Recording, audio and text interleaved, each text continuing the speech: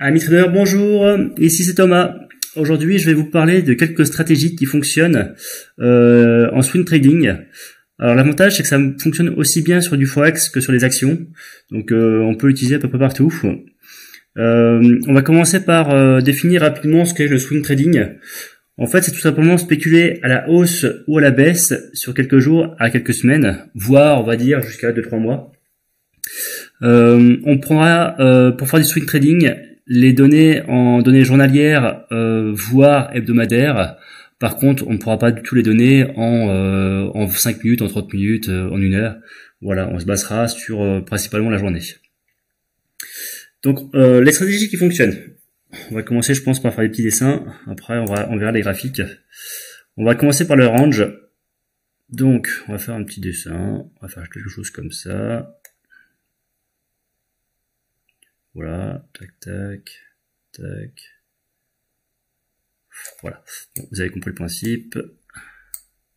Tac. Bon, mon trait là, horizontal, aurait dû être un peu plus bas, mais bon, c'est pas grave. Donc la stratégie en swing trading sur un range, c'est d'acheter sur les plus bas, par exemple ici, et de revendre, d'acheter sur le support et de revendre proche de la résistance. D'acheter sur le support, de revendre proche de la résistance. Voilà, donc ça c'est la première stratégie qui fonctionne en swing trading. À savoir que moi, j'utilise en plus, alors par exemple si la tendance était haussière auparavant, voilà les cours venaient d'ici, tac. Je considère qu'en fait la tendance est toujours haussière et que du coup on est juste dans une pause avant de continuer à la hausse.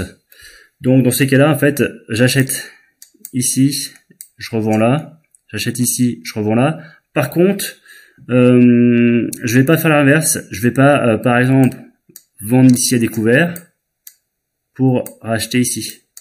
Parce qu'en fait, je considère que quand on est en tendance haussière, on a forte chance que finalement, un jour ou l'autre, la continue casse la résistance et du coup, on sait savoir. Donc du coup, je préfère du coup suivre la tendance qui est vers le haut. Donc acheter ici et vendre ici. Bien sûr, si la tendance est dans l'autre sens, on fait exactement le contraire. Voilà, donc ça c'est une stratégie que j'utilise. Après, celle que je préfère, c'est vraiment suivre la tendance globale. Donc on va dire sur des cours qui montent continuellement, on va dire comme ça. Voilà, globalement. Hop. Pareil, vous avez compris le principe. Alors, selon la stratégie de Dauf, la tendance est haussière quand les plus hauts sont de plus en plus hauts, les plus hauts sont de plus en plus hauts, et les plus bas sont de plus en plus hauts. Donc vraiment tout de plus en plus haut. La stratégie ici est d'acheter à la cassure du plus haut. Donc du coup, par exemple, pour ici, on achèterait par là. Là, hop, le plus haut ici, on achèterait par ici. Le plus haut ici, on achèterait par ici, etc., etc. Et là, les stops, on les placerait en dessous le dernier plus bas. Donc, les stops ici, ici, ici et ici. Après, à vous de voir dans votre stratégie où est-ce que vous prenez vos bénéfices. Est-ce que vous prenez vos bénéfices au fur et à mesure? Est-ce que vous faites des stop suiveurs? Voilà, là-dessus, je vous laisse mettre de vos stratégies. En tout cas, la stratégie, c'est vraiment de prendre la cassure et de continuer la tendance. Alors, on dit que la tendance est finie quand le plus... Voilà. Quand le plus haut, le dernier plus haut finalement est moins haut que le dernier, le haut d'avant. Donc là effectivement on peut voir qu'ici le haut est un peu moins haut que celui-là. Donc en fait on n'est plus en tendance haussière et du coup on devrait plus utiliser cette stratégie. Pardon. Après, on peut exactement faire l'inverse, vendre à découvert, dans la stratégie complètement inverse de celle-là. Voilà, donc c'est dans un sens comme dans l'autre, ça marche, effectivement. moi, je sais que j'aime bien aussi. Je me base aussi sur, enfin, en plus des hauts plus hauts, de plus en plus haut, des bas de plus en plus bas dans la tendance haussière. Je me base aussi sur la moyenne mobile 200. Alors, je sais pas si elle va faire. On va dire qu'elle faisait ça, quelque chose comme ça. Donc là, on va dire que c'est la moyenne mobile 200, moyenne mobile 200 de période. D'ailleurs, c'est un peu débile ce que j'ai fait un peu trop là, mais c'est pas grave. Et en fait, je considère qu'on est vraiment en tendance haussière quand les plus hauts sont de plus en plus hauts, les plus bas sont de plus en plus hauts, mais aussi que les cours sont au-dessus de ces moyennes mobiles là. Par exemple, si on avait des cours qui par exemple, voilà, font quelque chose comme ça. Bah, vous voyez, en fait, on n'arrête pas de croiser la moyenne mobile. Et du coup, pour moi, elle n'est pas vraiment en tendance, en fait. Même si, au final, on est en tendance haussière selon la théorie de Dow, pour moi, il faut vraiment que la tendance elle soit basée par rapport à la moyenne mobile 200. Voilà, ça c'est moi, c'est en plus un indicateur en plus que je m'ajoute pour vraiment être sûr qu'on est bien en tendance haussière. Voilà, je crois que j'avais fait à peu près le tour. Oui, je pense. Ce qu'on peut faire maintenant, c'est passer sur les graphiques pour voir quelques exemples. Alors, on va commencer par Dassault Systèmes, par exemple.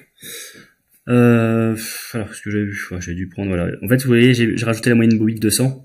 Donc, en exponentiel ou en simple, c'est à vous de voir ce que vous voulez prendre. Donc, par exemple, donc là, on est bien, les courses, on est bien au-dessus des moyennes mobiles 200. Voilà. Donc, du coup, on va commencer, par exemple, allez, on va commencer à ces niveaux-là. Donc, par exemple, ici, ça voudrait dire qu'il faudrait, hop, on va casser, non, le plus haut est ici, on va acheter à ces niveaux-là, à la cassure du plus haut, en mettant un stop sous le creux le plus bas, en mettant un stop par ici. Donc là, on laisse courir. Après, vous prenez vos bénéfices si vous voulez. Une stratégie peut être de prendre les bénéfices sur la hauteur de la distance qui est de là à là, par exemple. Bon, en l'occurrence, je suis pas sûr qu'on ait touché quelque chose là. Bénéfices. Donc là, en fait, on monte. Là, on sort pas de position. On est toujours en position. Tac. Là, une stratégie finalement pourrait être de revenir à l'achat. On a à nouveau cassé les plus hauts ici. On pourrait très bien revenir à l'achat ici. Hop. Par exemple, en remontant aussi le stop, pour être sûr finalement de prendre aussi ses gains par rapport à cet achat-là. Donc là, tac, tac, tac, il y a un plus haut, il y a un plus bas. Hop, cassure du plus haut qui était là. On repasse à l'achat. J'ai pas pris le truc que je voulais.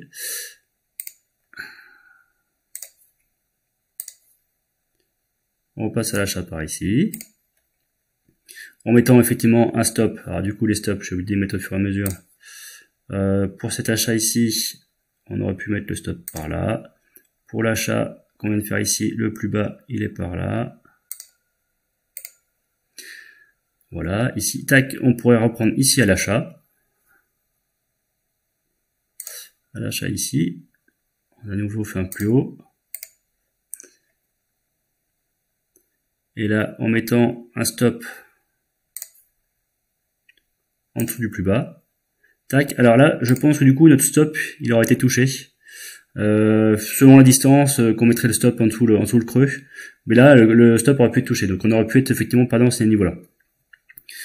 Voilà, vous avez compris, je pense, le principe. Donc à la hausse. À vous de voir votre stratégie pour où prendre les bénéfices. Voilà. Donc maintenant, on va passer peut-être sur du... Alors du coup, j'avais un exemple, mais l'exemple, par contre, je vais passer sur TradingView. Vu que j'ai des commentaires sur Pro Realtime. Là, en fait, on va se baser sur du range. Hop. Donc là, on peut voir qu'il y a un range qui s'est formé. Par contre, ça c'est mieux si je fais le trait. Oui,